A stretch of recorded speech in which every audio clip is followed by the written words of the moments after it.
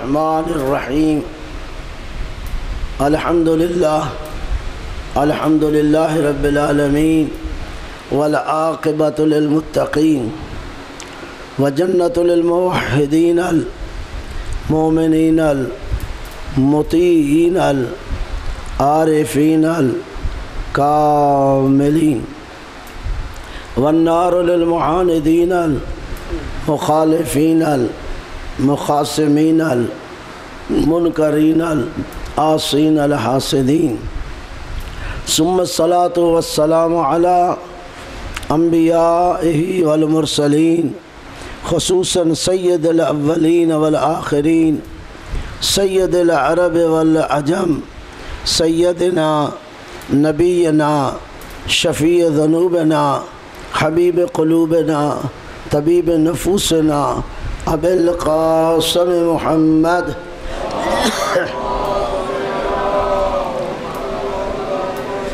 وعلى آل بیتہ الطیبین الطاہرین المعصومین المنتخبین المنتجبین من یومنا ھذا الى یوم الدین وبعد یوم الدین ولعنۃ الدائمۃ الابدیہ على اعدائهم ملعونین اجمعین من اول یوم العداوۃ الى یوم الآخر وبعد یوم الآخر اما بعد فقد قال اللہ تعالی فی کتابہ المجید وفرقانہ الحمید وهو اصدق الصادقین قولہ الحق بسم اللہ الرحمن الرحیم افا حسبتم انما خلقناکم عبثا وانکم الینا لا ترجعون صلوات پڑھیے بحق محمد وآل محمد۔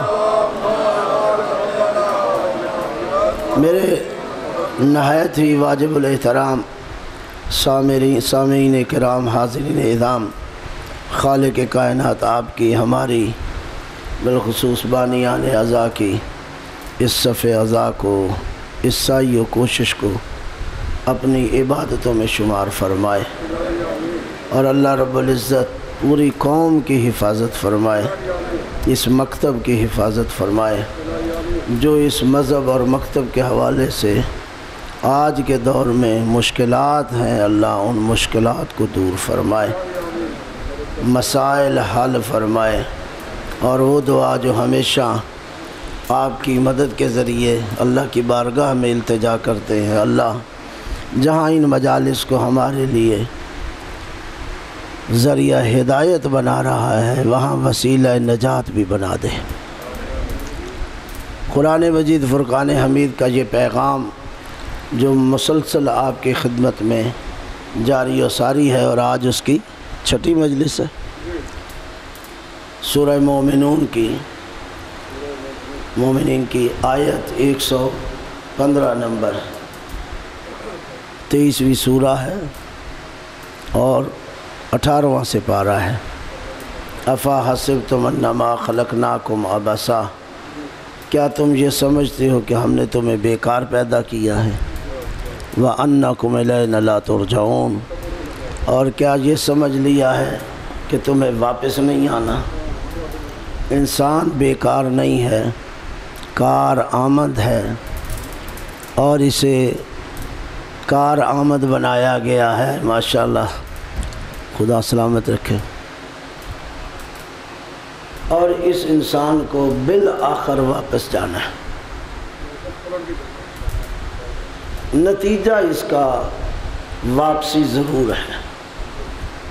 یہ ممکن ہی نہیں ہے کہ یہ چاہے بھی نہ کہ میں نہیں چاہوں تب بھی اسے جانا پڑے گا، ایک نہ ایک دن اس کی واپسی ہے۔ وَلَوْ كُنْتُمْ فی بروج مشیدہ، چاہے انسان اپنے آپ کو آپ پہاڑوں کے اندر اپنے آپ کو لے جائیں، فَإِنَّهُ مُلَاقِيكُمْ، یہ آپ سے موت ملاقات کر لے گی۔ ثُمَّ تَرْدُونَ إِلَىٰ عَالِمِ الْغَيْبِ وَالشَّهَادَةِ، چاہے آپ کسی پوشیدہ سے پوشیدہ جگہ تک جانا چاہیں چلے جائیں، اپنے آپ کو جہاں بھی جو آپ کے پاس وسائل ہیں انہیں درکار لے آئے، کام میں لے آئیں، تب بھی انسان واپسی سے رک نہیں سکتا۔ اس کا بھیجا ہوا فرشتہ کبھی خالی ہاتھ نہیں گیا۔ میں تو کہا کرتا ہوں، اگر محبت فرمائے تو جملہ آپ کی خدمت میں عرض کروں کہ یہ واپسی اتنی حقیقت اور اٹل ہے کہ آج تک آپ دنیا کا کوئی گھر نہیں دکھا سکتے کہ جس میں یہ فرشتہ آیا نہ ہو لے جانے کے لیے۔ دکھا سکتے کوئی گھر؟ موت ایک حقیقت ہے نا، مرنا ہے۔ کوئی گھر نہیں دکھا سکتے جس میں اس کا دورہ نہ ہوا ہو۔ کل نفس ذائقۃ الموت کل من علیہا فان ویبقی وجہ ربک ذو الجلال والاکرام۔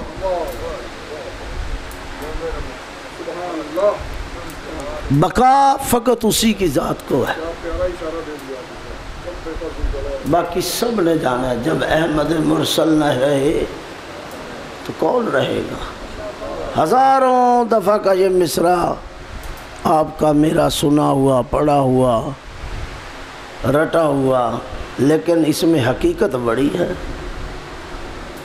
جب احمد مرسل نہ رہے کون رہے گا؟ اشارہ ہے نا، جن کے لیے کائنات بنائی تھی۔ لولاک لما خلقت الافلاک، جمع استعمال ہے نا افلاک۔ اگر تو نہ ہوتا تو ترجمہ یہی کرتے ہیں نا، کائنات کی کوئی شے نہ ہوتی۔ تو کائنات کیا ہے؟ ما سوا اللہ جو ہے وہ کائنات ہے۔ یہی ہے نا، اللہ آپ کو سلامت ہے۔ ما سوا اللہ، اگر مختصر اور جامع تعریف کر دی جائے تو یہی ہے، ما سوا اللہ جو کچھ ہے وہ کائنات ہے۔ اب ہر کوئی اپنے علم کے مطابق اندازہ کر سکتا ہے۔ جتنا جس کا علم وسیع ہوگا اس کا اندازہ بھی تو اتنا ہی بڑا ہو سکتا ہے نا۔ اپنے علم سے زیادہ تو کوئی بھی نہیں چھلانگ لگا سکتا۔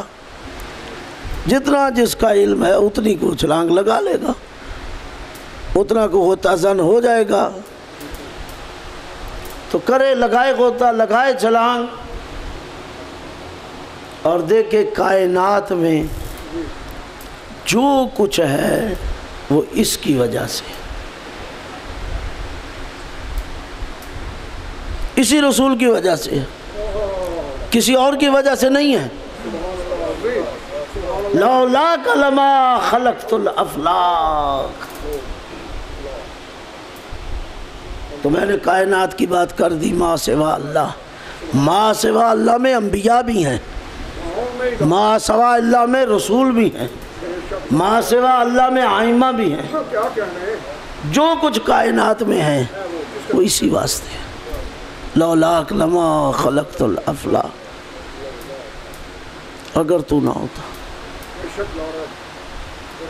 اور پھر یہی بات نہیں گئی، اہمیت ذرا دیکھیے، پیغمبر کی عظمت کا ذرا اندازہ کیجئے۔ کنت کنزا مخفیا، میں ایک ایسا خزانہ تھا جو چھپا ہوا تھا۔ حدیث قدسی کا جملے، کنت کنزا مخفیا، میں چھپا ہوا خزانہ تھا۔ فَإِنِّي أَحْبَبْتُ أَنْ أُعْرَفَ، میں نے چاہا کہ کوئی مجھے جاننے والا ہو، کوئی مجھے پہچاننے والا ہو، کوئی میری شہادت دینے والا ہو، کوئی میرے گیت گانے والا ہو، کوئی کہے سبحان اللہ، کوئی کہے الحمدللہ، کوئی کہے شکران للہ، کوئی میری تسبیح پڑھنے والا ہو، کوئی میری تعلیل کرنے والا ہو، تسبیح و تعلیل، کوئی میری تقدیس کرنے والا ہو، کوئی میرا احترام کرنے والا ہو، کوئی مجھے جاننے والا ہو، کوئی تو ہو جو اللہ کہے، کوئی تو ہو جو خالق کہے، کوئی تو ہو جو رحمان کہے، کوئی تو ہو جو رحیم کہے، کوئی تو ہو جو مالک کہے، کوئی تو ہو جو رازق کہے۔ اللہ کو سلامت، کوئی تو ہو نا، کنت کنزا مخفیا، میں چھپا ہوا خزانہ۔ اب یہ اللہ کے اسماء کتنے ہیں جی؟ اکثر آپ پڑھتے رہتے ہیں مشہور، کتنے اسماء؟ 99 کہے جا رہے ہیں۔ اس میں ایک اسم ذاتی ہے، باقی اسم صفاتی ہیں۔ اس میں ذاتی اللہ ہے، اس میں صفاتی باقی 98۔ مولا کا جملہ میں نے آپ کی خدمت میں انہی مجالس میں پڑھا تھا، اگر مجھے یاد پڑتا ہے، نہیں پڑھا تو پڑھ رہا ہوں دوبارہ تاکہ بات آئی ہے سمجھانے۔ مولا نے کیا جملہ کہا ناجم الآغا میں؟ ہمارا اللہ وہ ہے لا حد ولا محدود۔ ہمارا اللہ وہ ہے نہ جس کی حد بندی کی جا سکتی ہے، نہ جسے محدود کیا جا سکتا ہے۔ مولا نے فرمایا لا حد، اللہ آپ کو سلامت رکھے، لا حد ولا محدود، نہ حد بندی ہے نہ محدود ہے۔ یہ جملہ مولا کا نا، تو آپ نے کہا 98 صفات، تو بتائیے حد بندی ہو گئی یا نہیں؟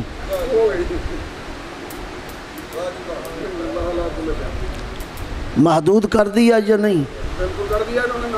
اس کا مطلب ہے آپ کہہ رہے ہیں 98 کے بعد اللہ تو اس میں ذاتی ہے، میں بتا دیتا ہوں بعد میں اس کا کیا مطلب۔ صفاتی نام تو آپ نے 98 کہے، یعنی یہ صفاتی کیوں کہتے ہو؟ کہ اللہ کی صفات یہ ہے، رحمان اس میں صفاتی ہے، رحمان الدنیا و رحیم الآخرہ۔ رحمان کا معنی کیا ہے؟ دنیا میں رحمتیں ڈالنے والا، دینے والا۔ رحیم کا معنی کیا ہے؟ کہ آخرت میں رحمتیں۔ یہ نہ سمجھنا اس دنیا میں تمہیں رحمتوں سے نوازے گا، یہی اللہ ہے جو آخرت میں تجھے رحمتیں دے گا۔ اور اسی لیے بسم اللہ الرحمن الرحیم میں دونوں صفتوں کو ذکر کیا کہ یہ رحمان بھی ہے۔ میں اس اللہ کے نام سے ابتدا کرتا ہوں جس کی رحمتوں میں میں دنیا میں بھی گھرا ہوا ہوں، اور جس کی رحمتوں میں میں آخرت میں بھی گھرا ہوا ہوں۔ یہ مطلب ہے بسم اللہ الرحمن الرحیم۔ تو یہ رحمان ایک صفت ہے، رحیم ایک صفت ہے، رازق رزق دیتا ہے صفت ہے، خالق خلق کرتا ہے صفت ہے، مالک ہے صفت ہے، قادر قدرت رکھتا ہے، حی زندہ ہونا ایک صفت ہے، مدرک ادراک کرنا ایک صفت ہے۔ یہ 98 آپ نے صفتیں، یعنی اس کا مطلب ہے 98 آپ کہہ رہے ہیں اللہ کام کر سکتا ہے، 98 کے بعد اللہ نہیں کر سکتا کچھ۔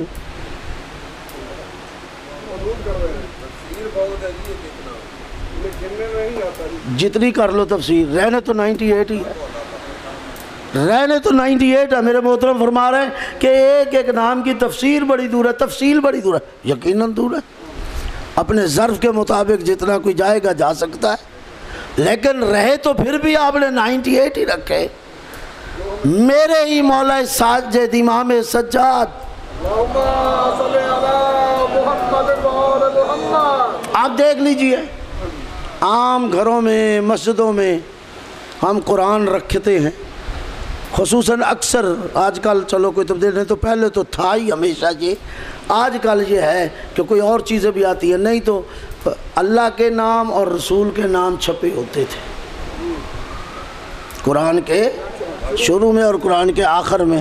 اللہ کے یہ 98 نام صفاتی اور ذاتی، 99 اور رسول کے نام چھپے ہوتے تھے۔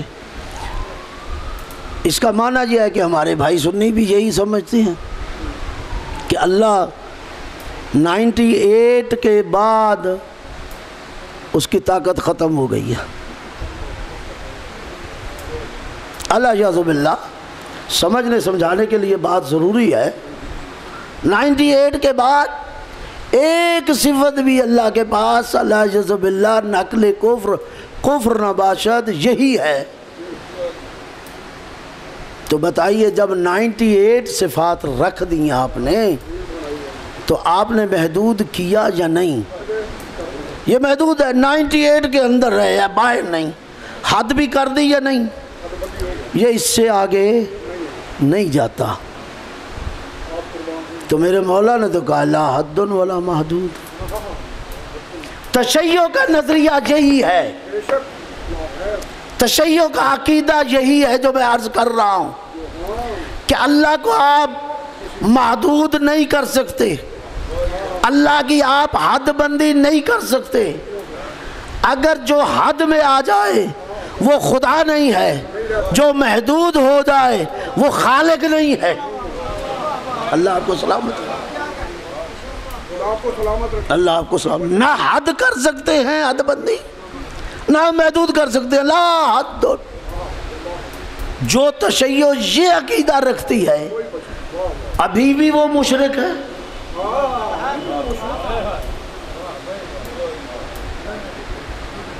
ہاں جی، ایک طرف قادر ماننا، ان اللہ علی کل شیء قدیر، بے شک اللہ ہر شے پر قادر۔ تو آپ پڑھ رہے ہو اللہ ہر شے پر قادر، اللہ ہر شے پر قادر۔ ایک طرف یہ کہتے ہو اور دوسری تو کہتے ہو نہیں یہ 98 کے بعد قادر نہیں۔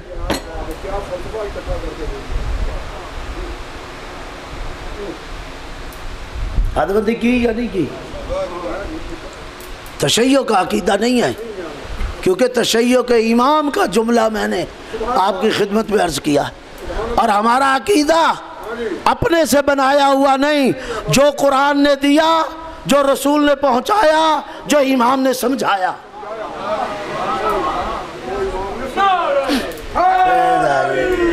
اللہ آپ کو سلامت رکھے۔ جو امام نے سمجھایا، اور امام سمجھا رہے ہیں، ہمارا پہلا امام ہمیں سمجھا رہا ہے اللہ کو محدود نہ کرنا، اللہ کی حد بندی نہ کرنا۔ اللہ حد بندی، اللہ محدود، اگر حد بندی ہو جائے، اگر محدود ہو جائے تو اللہ، تو مسلمانوں تو بال اتفاق کر دیا، بال اتفاق۔ کبھی کسی کو بولتے سنا ہے اس بات پہ؟ ہمارے بھائیوں میں سے کبھی کسی کو بولتے سنا ہے؟ قادر کہیں گے، ان اللہ علی کل شیء قدیر کی آیات کی تلاوت ضرور کریں گے، لیکن اللہ محدود ہے، اللہ حد بندی کا شکار ہے۔ ہمارے ہاں یہ نظریہ نہیں ہے، بھائیوں کے ہاں نظریہ ہے کہ اللہ حلول کر جاتا ہے، تو جو حلول کر جائے یعنی سما گیا، کسی مکان میں آ گیا، تو جب مکان میں آ گیا، مکان محدود ہو گیا یا نہیں؟ حد بندی ہو گئی یا نہیں؟ تو جب آپ نے یہ نظریہ رکھ لیا کہ اللہ حلول کر جاتا ہے، کیا آپ کے عقیدے میں بھی یہ ہے حلول کا عقیدہ؟ اللہ آپ کو سلامت رکھے۔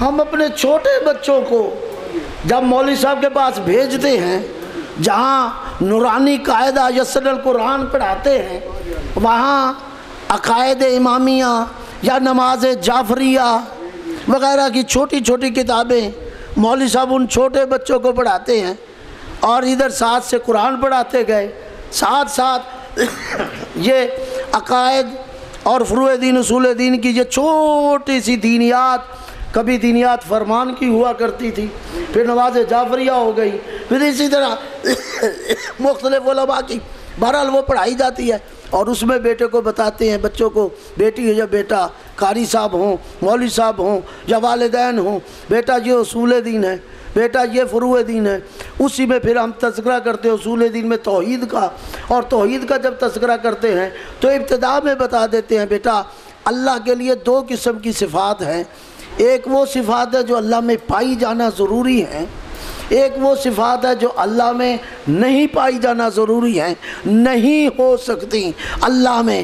پس جو صفات پائی جانا ضروری ہے اگر ان میں سے ایک صفت بھی نہ ہو تو وہ اللہ نہیں ہے، اور جو نہیں پائی جانا ضروری اگر ان میں سے ایک صفت بھی ہو تو تب بھی وہ اللہ نہیں۔ اس صفات جو نہیں ہونی چاہیے ہم نے اپنے بچوں کو بتایا یہ صفات سلبیہ ہیں، چونکہ سلب ہیں اللہ سے، سلب ہیں، نہیں ہے اللہ میں، نہیں ہے اللہ میں، یہ کمی کی وجہ سے نہیں، یہ کمال کی وجہ سے ہے۔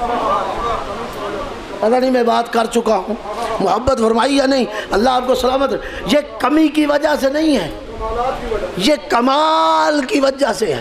اگر آپ کہیں اللہ یہاں نہیں آ سکتا تو یہ نہ کہیں کہ اللہ مجبور ہے، مجبوری کی وجہ سے نہیں، کمال کی وجہ سے یہاں نہیں آ سکتا، یہاں کمال مانے ہے۔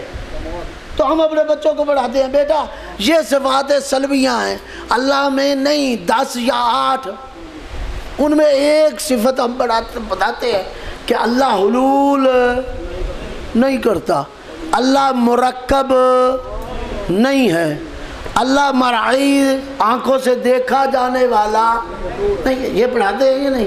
مرکب کا معنی کیا ہے؟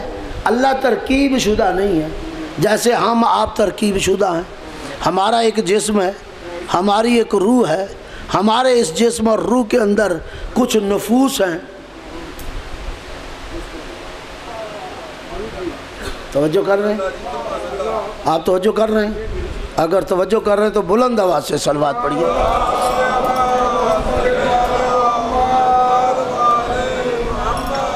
تو میرا اللہ مرکب، خدا آپ کو مرکب نہیں ہے، یعنی وہ ترکیب شدہ نہیں ہے، جیسے ہم آپ روح بھی رکھتے ہیں، نفوس بھی رکھتے ہیں، جسم بھی رکھتے ہیں۔ یہ جو ہم کہتے ہیں نا انسان عناصر اربع کا مجموعہ ہے، انسان نہیں، انسان کا وجود، انسان تو کئی چیزوں کا مرکب ہے، روح بھی ہے، نفوس نفس نہیں، نفوس کا مجموعہ ہے، انسان کے اندر کئی نفوس ہیں، اور پھر جسم بھی ہے، تو جسم بھی جسم سے بھی مرکب، روح سے بھی مرکب، نفوس سے بھی مرکب، لیکن اللہ ایسا، آپ زمین کی مٹی کو لے لیں یہ بھی اجزاء پر مشتمل ہے، مرکب ہے۔ آپ دنیا کی کوئی شے اٹھائیں گے تو وہ آپ کو کسی نہ کسی سے ترکیب شدہ مل جائے گی، لیکن یاد رکھیے اللہ مرکب نہیں، جو مرکب ہوتا ہے وہ اپنی ترکیب کا محتاج ہوا کرتا ہے۔ اللہ آپ کو سلامت رکھے۔ جو بھی مرکب ہے وہ اپنی ترکیب کا محتاج ہے، چونکہ اللہ کی شان یہ ہے کہ وہ محتاج نہیں، اگر وہ محتاج نہیں تو پھر اسے مرکب نہیں ہونا چاہیے، کیونکہ یہ قاعدہ ہے۔ گھبرا تو نہیں گا اس قسم کی گفتگو سے؟ کچھ چونکہ یہ قاعدہ ہے کہ مرکب اپنی ترکیب کا محتاج ہے اور اللہ محتاج نہیں، اگر ہو گیا مرکب تو اللہ ہو جائے گا محتاج، جو ہو جائے محتاج وہ ہمارا اللہ نہیں۔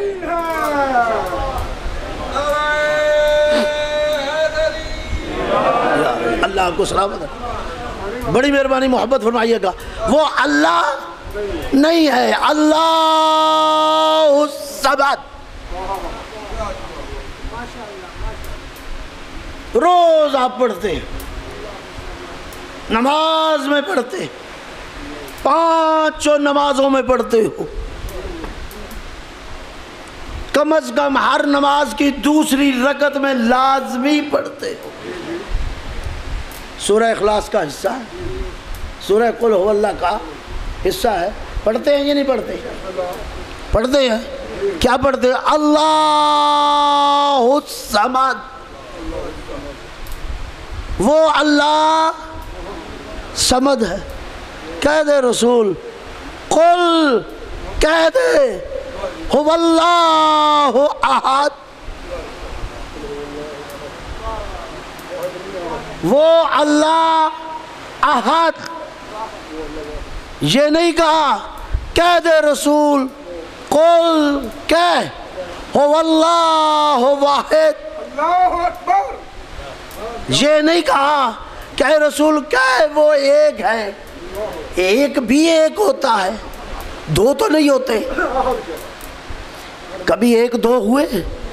ایک ایک ہی ہوتا ہے، ایک کے بعد دو آتا ہے، ایک دو نہیں ہوتے۔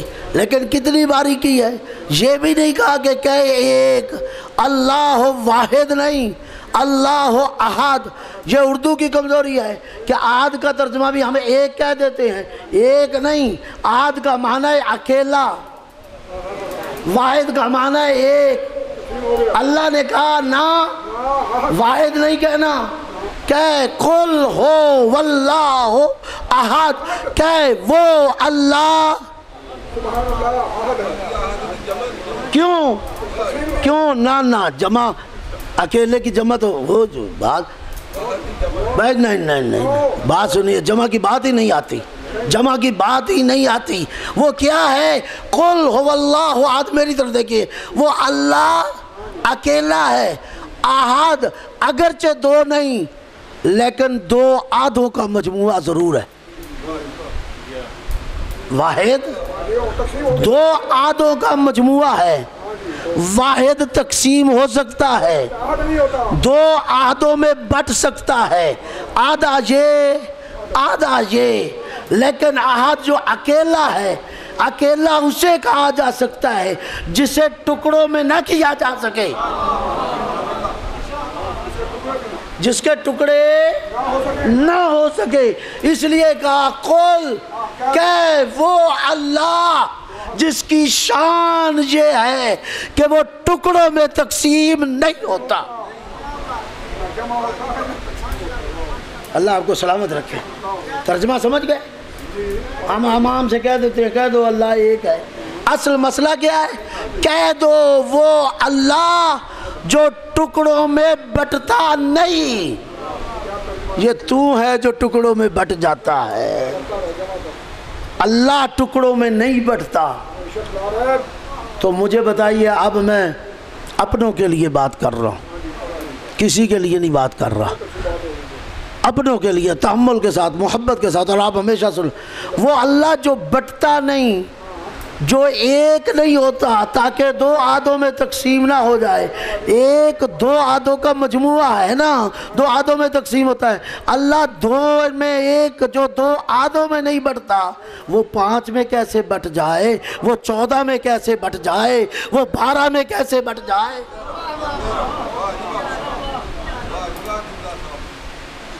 کوئی بات سمجھ آئی ہے یا نہیں آئی؟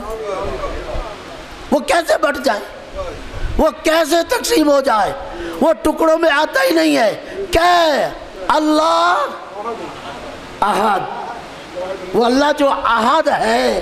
اگر ابھی بھی تو نہیں سمجھا تو اب سمجھ لے۔ جب ہم نے کہا احد تو ابھی نہیں سمجھا تو اب وضاحت کر دیتے ہیں۔ اللہ الصمد، رسول نے بتا وہ کیوں نہیں بٹتا، دو آدھوں میں کیوں نہیں جاتا؟ اس لیے کہ وہ بے نیاز اللہ ہے، وہ محتاج اللہ نہیں۔ اللہ الصمد، کہ وہ بے نیاز اللہ اگر بٹ جائے تو بے نیاز نہیں رہتا، اگر دو آدھوں میں تقسیم ہو جائے تو بے نیاز نہیں رہتا۔ کیا ہو جائے گا؟ محتاج ہو جائے گا۔ تو بتایا نہیں ہے واللہ غنی وانتم الفقراء، اللہ بے نیاز ہے، تم محتاج ہو، چونکہ تم ترکیب رکھتے ہو۔ محتاج کا معنی یہی نہیں ہے کوئی ہاتھ اٹھا کے مانگتا پھرے، یہی معنی نہیں ہے۔ محتاج کا معنی یہ ہے کہ کسی نہ کسی شکل میں کسی چیز کی اسے ضرورت ہو، کسی نہ کسی شکل میں بات دور لے گیا ہوں، کسی نہ کسی شکل میں اسے دوسری شے کی ضرورت ہو، یہ محتاج ہوتا ہے۔ اللہ ہے صمد، یعنی کیا معنی؟ کسی بھی شکل میں اسے کسی کی بھی ضرورت نہیں۔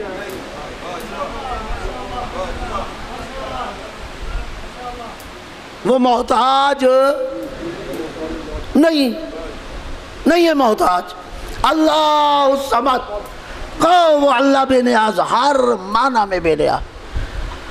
اگر تمہارے دماغ کے 1000ویں حصے میں بھی کہیں کوئی بات جا کے چھپی ہے کہ شاید اللہ کو اس کی ضرورت ہو، اس کا مطلب ہے تیری توحید خالص نہیں۔ تو جب نہیں تیری توحید خالص، تو جو میں نے دین بھیجا ہے مخلصین لہ الدین، یہ میرا دین اسلام ان لوگوں کے لیے ہے جو خالص رہتے ہیں اور خالص لیتے ہیں۔ کوئی بات سمجھ آئی ہے کہ میں ایسے ہی محنت کر رہا ہوں؟ مخلصین لہ الدین، دین کس کے لیے ہے؟ جو مخلص ہے۔ مخلص کون ہوتا ہے؟ جس میں کسی قسم کی غش نہ ہو، یعنی اس کے اندر ملاوٹ نہ ہو۔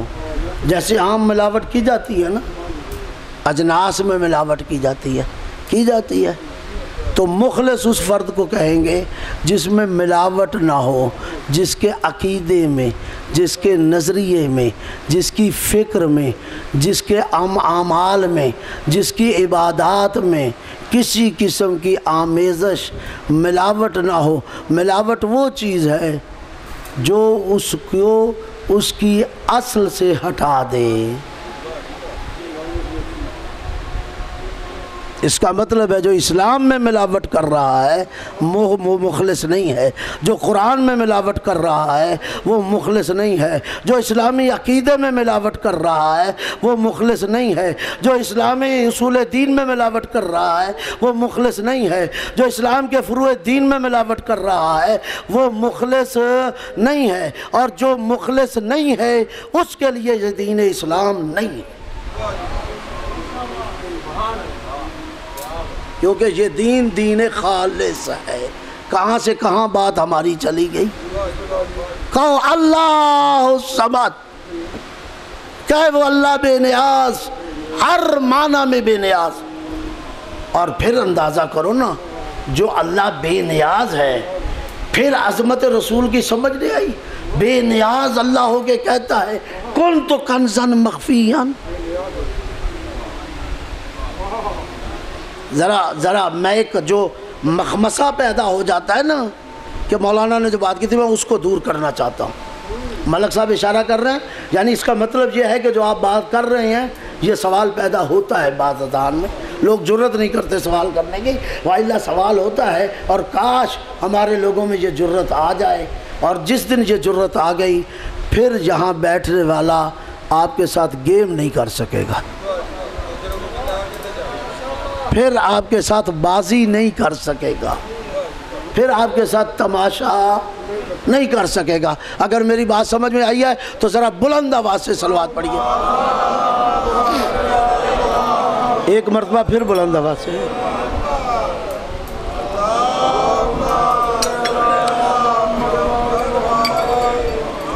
توجہ ہے یا نہیں؟ محبت فرمائی،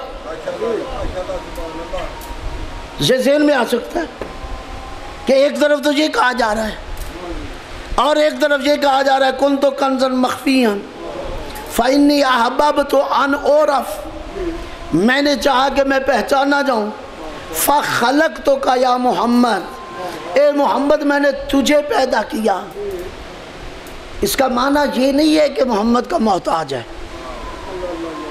اگر محتاج ہوتا تو محمد کو پیدا کرنے والا کون ہے؟ محمد کو پیدا کرنے والا کون ہے؟ پیغمبر صلی اللہ علیہ وآلہ وسلم، درود بھیج دیجئے گا پیغمبر پر۔ پیغمبر خالق ہیں یا مخلوق؟ جی اللہ آپ کو سلام. پیغمبر مخلوق ہے نا، خالق تو نہیں. پیغمبر کا خالق اللہ ہے. تو جب پیغمبر مخلوق ہے تو اب آپ کا سوال ہی نہیں بنتا. اگر آپ نے کہہ دیا پیغمبر مخلوق ہے اور وہ خالق ہے، اب آپ کا سوال نہیں بنتا، اس لیے کہ خالق مخلوق کا کبھی محتاج نہیں ہوتا. آپ کا سوال غائب. آپ کے سوال کی اب کوئی گنجائش نہیں ہے. یا تو کہیں کہ یہ خالق ہے، اور اگر یہ خالق ہے تو پھر کہیں کہ وہ محتاج ہو سکتا ہے. اگر یہ خالق نہیں اور خالق وہ ہے، یہ مخلوق چاہے مخلوق کتنی قیمتی کیوں نہ ہو، خالق اس کا اپنی مخلوق کا محتاج نہیں ہے. آپ کا سوال گیا. یہ عظمت ہے، یہ رسول کی عظمت ہے کہ اللہ محتاج نہ ہو کر ایسے کریم کو پیدا کر رہا ہے. اللہ آپ کو سلامت رکھے. ایک ایسے کریم کو پیدا کیا اور اپنی خلقت کا، اپنی صنعت کا ایسا بے مثل و مثال فرد پیدا کیا کہ جس کو اس قابل سمجھا کہ اب یہ ہے جو اس کنز کو لوگوں کے لیے دریافت کر سکے. یہ بتائے گا کہ خالق کون ہے، یہ بتائے گا کہ مالک کون ہے، یہ بتائے گا کہ رازق کون ہے، یہ بتائے گا کہ عادل کون ہے، یہ بتائے گا کہ مرعی کون ہے، یہ قادر کون ہے، مطلق کون ہے، یہ بتائے گا. اگر یہ نہ بتائے تو کوئی بتانے والا بتا ہی نہیں سکتا. بات سمجھ میں آ گئی؟ خلق تو اسی نے کیا ہے، یہ اس کی مخلوق ہے، تو آپ کا اعتراض نہیں بنتا. لیکن اس جگہ سے عظمت پیغمبر عیاں ہے. کنت کنزا مخفیا، میں اس وقت بھی خزانہ تھا، میں چھپا ہوا خزانہ. فَإِنِّي أَحْبَبْتُ أَنْ أُعْرَفَ، اب میں ایک بات کرنے والا ہوں، میرے ساتھ جو چلے گا وہ لطف بھی لے گا، سمجھ بھی آئے گا. اور اگر ابھی نہ چلا، گھر جا کے چلا، بستر پہ چلا، کل چلا فکری لحاظ سے، انشاءاللہ سمجھ اس وقت اسے آ جائے گی، داد بھی دے گا. لیکن مزہ یہاں ہے کہ اب یہاں چلے تو کیا. میں پڑھ رہا ہوں کنت کنزا مخفیا، میں چھپا ہوا خزانہ تھا. فإنی احببت ان اعرف، میں نے چاہا کہ میں پہچانا جاؤں. فخلقتک یا محمد، میں نے تمہیں محمد پیدا کیا. آدم کے لیے یہ نہیں کہا، نوح کے لیے یہ نہیں کہا، ابراہیم کے لیے یہ نہیں کہا، موسیٰ کے لیے یہ نہیں کہا، عیسیٰ کے لیے یہ نہیں کہا. حالانکہ کیا سارے اسی لیے نہیں آئے کہ اسی خدا کی معرفت کرا دیں؟ کوئی کہہ سکتا ہے آدم اس لیے نہیں آیا، کوئی کہہ سکتا ہے نوح اس لیے نہیں آئے، کوئی کہہ سکتا ہے موسیٰ اس لیے نہیں آئے، کوئی کہہ سکتا ہے عیسیٰ اس لیے نہیں آئے. 1,23,000 انبیاء، 24,000 انبیاء ایک ہم پیغمبر کو نکال لیں، سارے اسی لیے آئے ہیں نا. تو آئے تو خدا کی معرفت کرانے آئے ہیں. لیکن یہ شان آدم کی نہیں، باوجود اس کام کرنے کے. یہ عزت نوح کو نہیں دی، یہ مقام ابراہیم کو نہیں دیا، یہ مقام عیسیٰ موسیٰ کو نہیں دیا. کہا کنت کنزا مخفیا، میں چھپا ہوا خزانہ تھا. میرے ساتھ چلیے گا تو لطف آئے گا. میں چھپا ہوا خزانہ تھا. فإنی احببت ان اعرف، میں نے چاہا میں پہچانا جاؤں. فخلقتک یا محمد، اے محمد میں نے تجھے پیدا کیا. تو پتہ چلے گا آدم نے جو معرفت لی تھی، نوح نے جو معرفت لی تھی، عیسیٰ کو جو پہچان ہوئی، موسیٰ کو جو معرفت ہوئی، وہ اس ذات کے ذریعے ہوئی.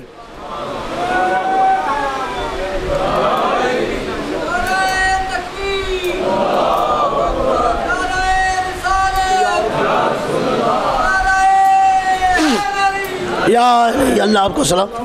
بڑی مہربانی کہ آپ نے اتنی محبت فرمائی، لیکن جہاں میں سٹاپ کرنے والا ہوں اور ٹائم تھوڑا ہے، بس اس جگہ چلیے جس کے لیے میں نے کہا کہ آپ لطف بھی لیں گے، وہ ابھی بات آگے ہے، اور وہ کیا ہے، میں اس طرف جا رہا ہوں۔ كُنْتُ كَنْزًا مَخْفِيًّا، میں چھپا ہوا خزانہ تھا، فَإِنِّي أَحْبَبْتُ أُعْرَفَ، میں نے چاہا کہ میں پہچانا جاؤں، فَخَلَقْتُكَ، پہچاننے کے لیے بھی تو کسی ظرف کی ضرورت ہے،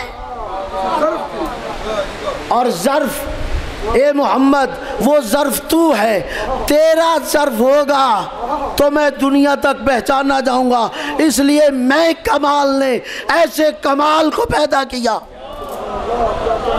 توجہ کیجئے گا، توجہ کیجئے گا، ابھی آگے بات ہے۔ میں کمال نے ایسے کمال کو پیدا کیا کہ جو اس قابل ہو سکے کہ میرے جیسے خزینے کو دوسروں تک پہنچا سکے، ان تک معرفت کروا سکے۔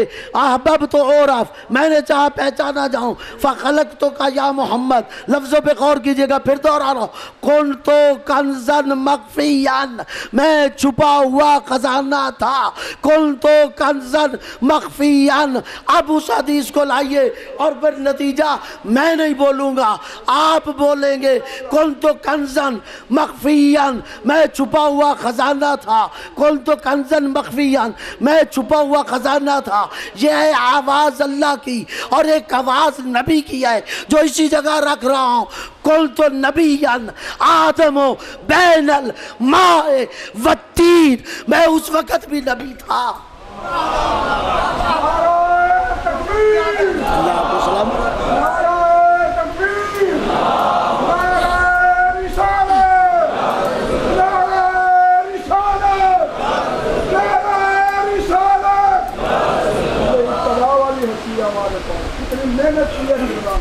کافی سارے تھوڑی محنت کر لو، بچت چاہیے تو میں ہاتھ جوڑ رہا ہوں۔ نعرہ رسالت، نعرہ رسالت، نعرہ رسالت، نعرہ حیدری، خلیفہ، نعرہ خلافت۔ 10 منٹ رہ گئے بات میرے پاس۔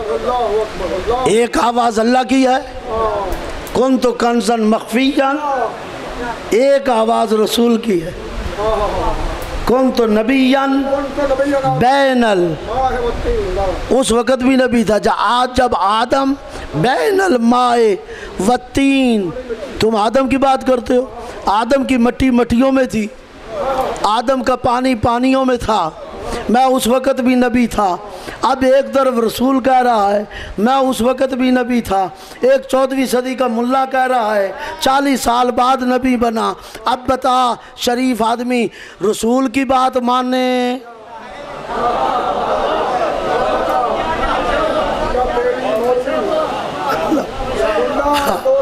اللہ آپ کو سلامت، اب رسول کی بات مانے، اللہ آپ کو سلام، رسول کی بات مانے یا تیری بات مانے؟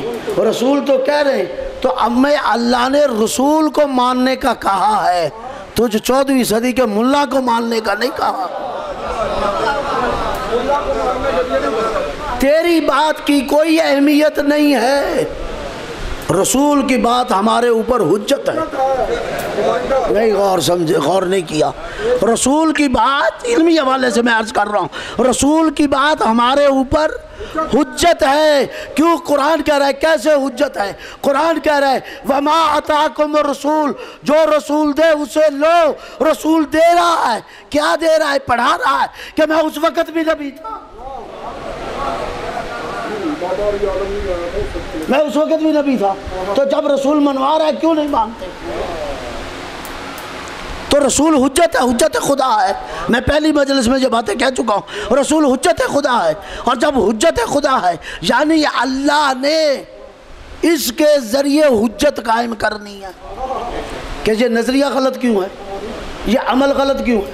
وہ کہتی ہے غلط ہے لیکن میرے پاس آیا ہے، کیسے آ گیا ہے، کیسے بنا ہے؟ جب میں نے اس نبی کو تمہارے پاس بھیجا تھا، حجت کرے گا نا تمام، اس کو کہتے ہیں حجت۔ میں نے نبی کو بھیجا تھا تو تم نے اس کی مانی کیوں نہیں؟ اب ایک طرف شیعہ مکتب کھڑا ہے، ایک طرف باقی مکاتب کھڑے ہیں، فیصلہ تیرے اوپر ہے۔ شیعہ مکتب کا نظریہ یہ ہے کہ رسول اس وقت بھی نبی تھا، باقی مکاتب کا نظریہ یہ ہے کہ 40 سال بعد نبی بنا، اب خود فرق کر لے کہ ہمارا عقیدہ رسول کے لیے کیا ہے اور تمہارا عقیدہ رسول کے لیے کیا ہے۔ اللہ آپ کو سلامت رکھے۔ توجہ ہے یا نہیں؟ یہیں روک رہے ہیں بات کو، کل آگے بڑھائیں گے انشاءاللہ اگر آپ یاد کرائیں گے۔ یہ کیا ہے؟ میں اس وقت انہیں حجت خدا، اللہ ان کے ذریعے حجت قائم کرے گا۔ میں نے یہ لفظ استعمال کر دیا ہے تاکہ آنے والی کل کی مجلس کے لیے اللہ ان کے ذریعے، یہ ذریعہ نہیں کہا، یہ کل بات کریں گے، ان کے ذریعے حجت قائم کرے گا۔ اس ذریعہ یا ان ذرائع کو ڈھونڈنا ہے، کیونکہ وہی ذرائع وسیلۃ اللہ ہے، اللہ کے پاس جانے کا وسیلہ، اور دنیا اسی وسیلے کو ختم کرنے کے در پہ۔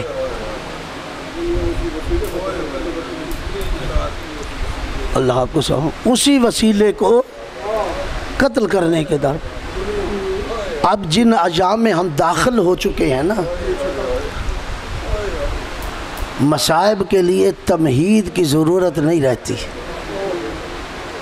ذہن بنانے کی ضرورت نہیں کہ میں آپ کو بتاؤں کہ اب آپ ذہن بنائیں میں مصائب پڑھنے چلا ہوں، اب آپ ذہن بنائیں میں مقدمہ پیش کر رہا ہوں تاکہ مقدماتی گفتگو مصائب تک پہنچنے کے لیے نہیں۔ آج 5 محرم ہو گئی، 6ٹی مجلس آپ سن رہے ہیں، اب بھی آپ کا ذہن بنایا جائے کہ حسین پر اور خاندان حسین پر کون کون سی مصیبت آئی، کربلا میں بچا کون ہے؟ ذرا کربلا کی طرف نگاہ تو اٹھاؤ، 6 ماہ کا بچہ بھی نہیں بچا،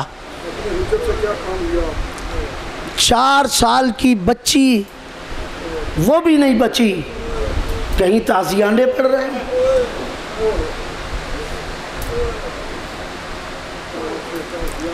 اور کہیں تماچے پڑ رہے ہیں۔ کل میں نے جناب سکینہ کی مصیبت آپ کی خدمت میں بیان کی، آج بھی اسی مصیبت کو آگے بڑھانا چاہتا ہوں۔ کل پڑھا تھا کہ وہ بی بی جب باپ رخصت آخر کے لیے آیا تو گھوڑے کی ٹانگوں سے لپٹ گئی، پڑھا نہ کل، اور یہ جملے کہے گھوڑا میرے بابا کو نہ لے کے جا، اس لیے کہ صبح سے اب تک دیکھا ہے جس کو لے گیا ہے وہ واپس نہیں آیا،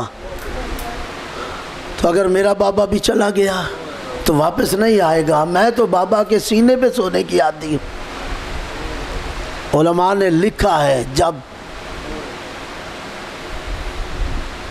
قتل کر دیے گئے نا، سب ہو گئے شہید، جل گئے خیمے، جلے ہوئے خیموں کی راکھ کے آگے چند بیویاں کھڑی ہیں، بس ذہن لے جائیے، چند بیویاں کھڑی ہیں، تو انہی میں سے ایک بی بی نے اپنی دوسری بہن سے کہا، بہن رات کی تاریکی ہو گئی ہے، جو بچے بچ گئے ہیں چلو نہ ذرا میرا ساتھ دو، ان بچوں کو ڈھونڈ لیا جائے جو بچ گئے ہیں، جو مارے گئے سو مارے گئے، جو بچ گئے ہیں انہیں تو کم از کم اکٹھا کر لیں۔ بہن نے بہن سے مشورہ کیا، بڑی بہن اور چھوٹی بہن چلیں جناب زینب، جناب ام کلثوم چلیں، تاکہ جو بچے بچ گئے، جہاں کوئی بچہ بچا ہوا نظر آیا اس بچے کو اٹھا لیا، اس بچے کو پکڑ لیا، اور جہاں کوئی بچہ مرا ہوا نظر آیا، بڑھ رہے ہیں قدم۔ ایک دفعہ ایک بہن رک کے کہتی ہے، بہن وہ دیکھو نا، وہ 2 بچے آپس میں گلے میں ہاتھ ڈال کے بیٹھے ہیں، وہ بچ گئے، چلو ان کی طرف۔ دونوں بہنیں دوڑیں، ایک نے ایک بچے کو پکڑا، دوسری بہن نے دوسرے بچے کو پکڑا، جیسے ہی پکڑا نا تو ایک بچہ ادھر جھول گیا، دوسرا بچہ ادھر جھول گیا، یعنی زندہ نہیں تھے۔ بیویوں نے ایک دم سے آواز دی، انا للہ و انا الیہ راجعون، اجرکم اللہ، اللہ آپ کی عبادت قبول کرے۔ بس چند منٹ کی بات ہے، 2 جملے سن لیجئے اور گریہ، اور اسی گریہ کی حفاظت کیجئے۔ چھوڑا، آگے چلتے گئے، بہن بھائی کے سینے پہ سونے والی سکینہ بھی نہیں مل رہی، اسے بھی تلاش کیا جائے۔ رات کی تاریکی میں مقتل گاہ میں داخل ہو چکی ہے۔ سکینہ سکینہ سکینہ، کبھی ادھر منہ کر کے سکینہ کی آواز، کبھی اس طرح منہ کر کے سکینہ کی آواز، کبھی آگے منہ کر کے سکینہ کی آواز، کبھی پیچھے منہ کر کے سکینہ کی آواز۔ اے سکینہ، اے سکینہ، قدم بڑھ بھی رہے، سکینہ دکھائی نہیں دے رہی، تڑپ میں اضافہ ہو رہا ہے۔ بھائی کے سینے پہ سونے والی سکینہ، خدا خیر کرے اس کے ساتھ کچھ نہ ہوا ہو، اب بڑھتی جا رہی۔ ایک دفعہ ایک بہن نے کہا، بہن ذرا دیکھو نا، وہ پتھروں کے ڈھیر پہ لگتا ہے کوئی بچی لیٹی ہوئی۔ اجرکم اللہ، اللہ آپ کی عبادت اور گریہ کو قبول کرو۔ دیکھو نا بہن، وہ جو پتھروں کا ڈھیر ہے، لگتا ہے اس کے اوپر ایک بچی رو رہی ہے، ہو نہ ہو یہی سکینہ ہو۔ دوڑتے گئے، سکینہ سکینہ، آگے جو بڑے دیکھا 4 سال کی سکینہ پتھروں کے ڈھیر پہ اوندے منہ لیٹ کے رو رو کے کہہ رہی ہے، بابا بابا بابا۔ بیویوں نے کہا، بیٹا کہاں فریاد کر رہی ہو؟ پتھروں کے اوپر لیٹے۔ کہا، پھوپھی اماں یہ پتھروں کا ڈھیر نہیں ہے، اسی پتھروں کے نیچے دیکھیں میرے بابا کی لاش ہے۔ اجرکم اللہ، اللہ آپ کے گریہ کو قبول کرے۔ پھوپھی اماں اسی پتھروں کے ڈھیر کے نیچے میرے بابا کی لاش۔ بیٹا لاش پہچانی جاتی ہے سر و گردن سے، یہاں کوئی سر نہیں ہے۔ کہاں پھوپھی اماں سر تو نہیں ہے، تجھے کیسے پتا چلا کہ یہ تیرے بابا کا لاش ہے؟